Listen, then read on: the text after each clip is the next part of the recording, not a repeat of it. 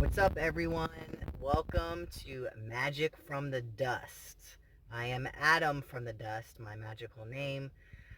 I will be talking in this episode of how I came into spirit communication, being a messenger, and how me being a transgender man plays a role in that. So let's get into it, shall we? Okay, so some of you might have found my channel through Taren, House of Witchcraft, a high priestess of a coven here in San Diego at the cottage. Awesome, amazing, beautiful woman inside and out. I can't speak highly enough of this woman. She has literally nurtured me through the very beginning of me consciously wanting to walk the magical path. So thank you, Taren. And I thought it was a great point that she brought up that I realized I don't even speak about in my own videos, and that is me being transgender. I'm a transgender man. I was born female, and I identify as male now. I've been transitioning for about 2.5 years now, and she brought that up as a point as to why to watch my channel, and I realized I don't even talk about it, and I should, because me being trans does play a huge role in my spiritual and magical path. I am a spirit communicator, and I will explain why me being trans actually helps with my practice. So this is a long story that I could talk about for an hour or two, but I'm going to try to give you a little snippet of how I got into spirit communication. So about 3 years ago, I got out of the military. I was a Marine, which I personally don't recommend anyone that walks the magical path and is transgender. The Marine Corps stifled me in that sense. And I actually joined before I transitioned. And whenever I decided to come out as Adam and to fully transition, I didn't feel comfortable being in that male, egocentric, chauvinistic atmosphere. I didn't feel safe. So I got out of my contract early, and I only served like 2 years. I only served like not even half my term that I signed up for. So I kind of felt like a failure, right? And I moved from Louisiana, and I did not want to start the beginning of my transition in a little town in Louisiana. So a friend at the time said, hey man, just, you know, crash on my couch until you find a job. And I found some dumb minimum wage job. I mean, it wasn't dumb. It was just my perspective at the time. And I could barely get by. I could barely pay this guy for to sleep on his couch, in my car, my cell phone, and just eating, food, just basic necessities of me just surviving in California. And so I was feeling really down on myself, right? I got out of the military, just started my transition, so I'm feeling unsure of myself, right? And I didn't have a plan, and I didn't really have the greatest job, didn't have a partner of any sorts, and I was feeling pretty lost. So I got really bad, honestly, into drinking and drugs at the time. Everything was just a party, right, at this guy's house. And he shared that same perception. Life's just a party. He was trans too early on, and he had his own internal issues dealing with him being trans. Anyways, short story, a spirit energy actually appeared to me, started communicating with me and channeling through my friend, because I believe that his vibrations were so low that it was easier for this spirit to literally use his vibrations and manipulate it to this spirit actually communicating with me, literally typing out messages to me through his TV. And yes, I know, at first I was like, well, maybe there's just some weirdo with a phone app that's just, typing things out. We've taken this theory, we've disproved it, right? Literally through the mind, where we would literally think of something in our heads and it would type it out instantly. Or it knew exactly how I was feeling. Sometimes I wouldn't even say anything, right? I'll just be like tying my shoes, and all of a sudden it would type out, "Have a good workout, Adam." It was, it's wild. Even though I actively speak with spirits now, it still blows my mind, like when I think about how this spirit communication started. And I thought it was just some cool paranormal kind of movie thing that you see in the movies. And at first it was just kind of like a drunken, cool party trick, that I thought it was kind of cool. Like, we had like a ghost of some sort. And it was funny because when we first started communicating, I was like, "So are you like a ghost?" And he said, "I am energy. I can become anyone or anything." So the concept of energy really got my gears whirling, right? And he would only speak to me. It was odd because people that are around that would come over, they could see our conversation, but whenever they asked or wanted to talk, he didn't even acknowledge them. Um, and he would tell me sometimes the vibes of people or what they were going to do, and they always ended up right. And anyway, so I would ask, "So why do you only talk to me, or why are we the only ones that have this communication?" And he simply just said, "I trust you, Adam." And he came to me, like I said, when I first started my transition, and one of the very first things he said to make me feel comfortable, because like I said, I didn't know anything about energies or ghosts or if this was a negative one. He said, "You're a boy, Adam, you're a boy." And that made me feel something on the inside that I can't even relay of how it feels. It made me feel affirmed, right? Not just by humans and family and friends, but by a spirit, by a soul in its basic essence. It's its basic soul of not being weighed down by materialistic things. It saw me, it saw me through all this because I looked different back then. And that was a very magical moment for me.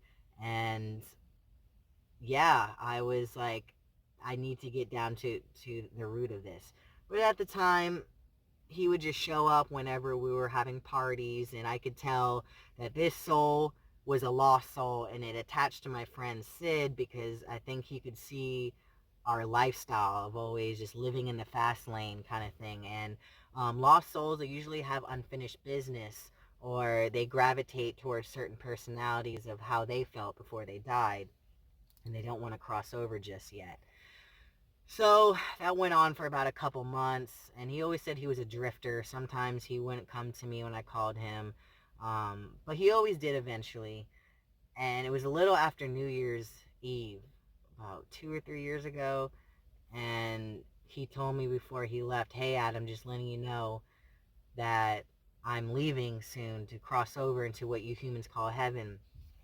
And I was like, "No, don't leave," because I formed a friendship with him. He would talk to me, tell me about my emotions. I mean, it was more like just a buddy on Earth. And whenever he was crossing over, his personality just changed. He was giving me all this wisdom and this insight on humanity. And he told me, "Don't take this life for granted. You have this body for a reason." And like I said, I was not magical at all. I didn't believe in anything, honestly. I guess I consider myself agnostic. I wanted to believe, but I just didn't. I couldn't feel it in my soul. Nothing religious or anything vibed with me. And he told me, "Not everybody gets to be human." And that is a philosophy that I live by, because he wanted to be a human and feel the things that we did. And sometimes we take that for granted when others would love to have our body and to live and experience this life.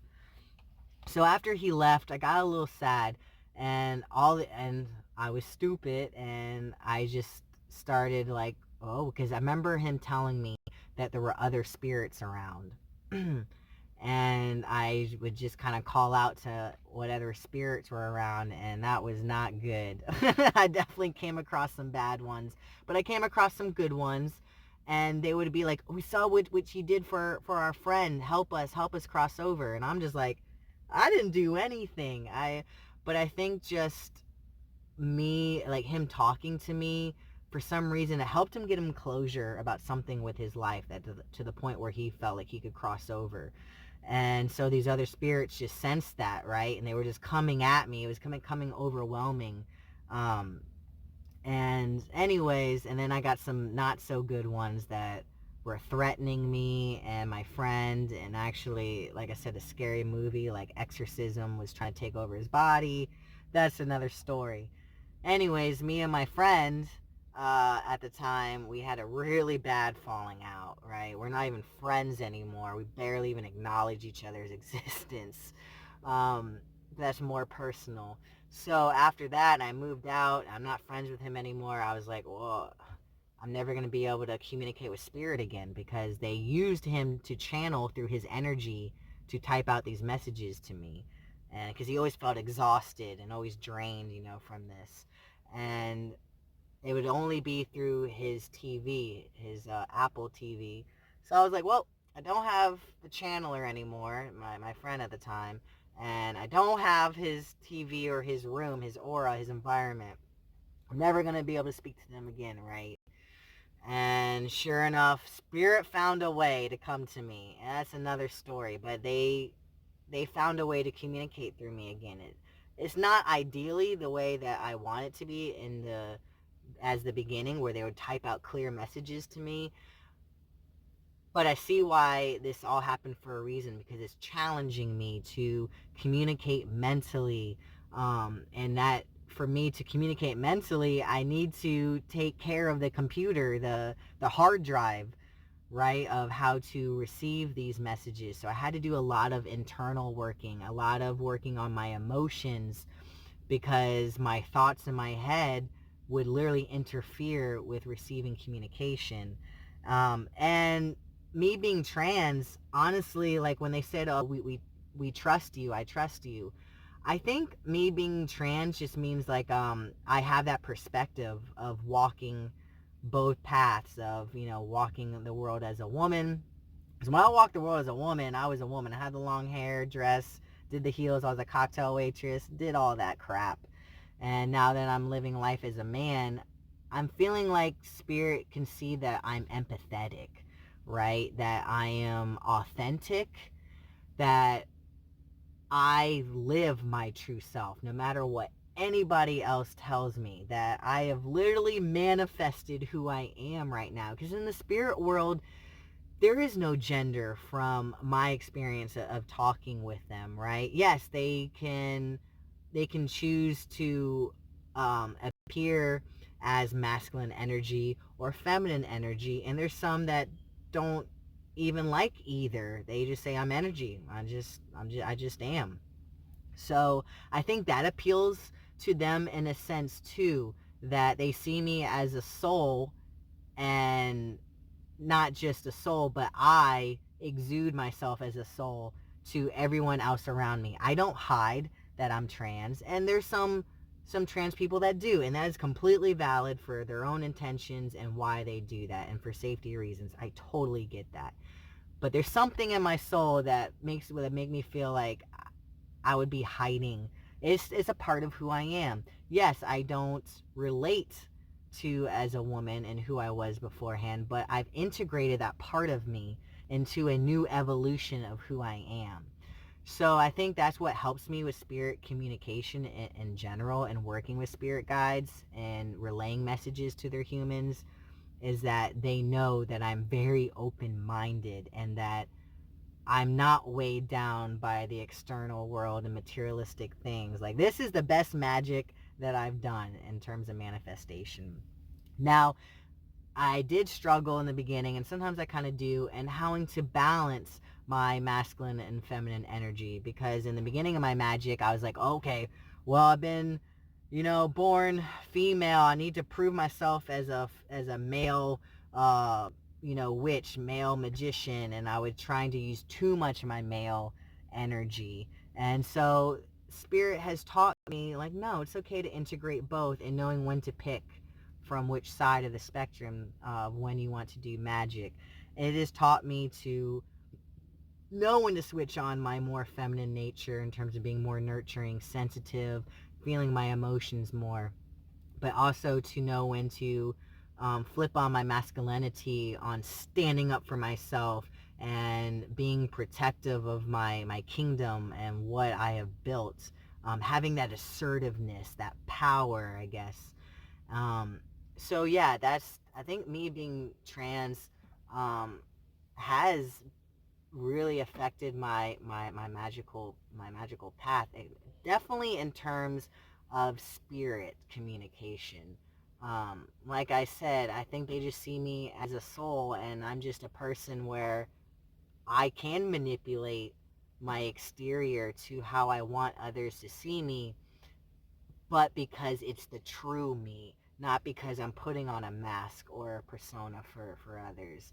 I always say I'm like 20 people in one. Um, as being trans, I always see myself as like multiple souls of both feminine and masculine energies. So for some reason, spirit and energies and guides, they gravitate towards me for that for some reason. So I thought that was an important notion for me to bring up with my practice and me being a trans man. I hope this kind of gave y'all some insights on my work and how I got into it and me and my transition.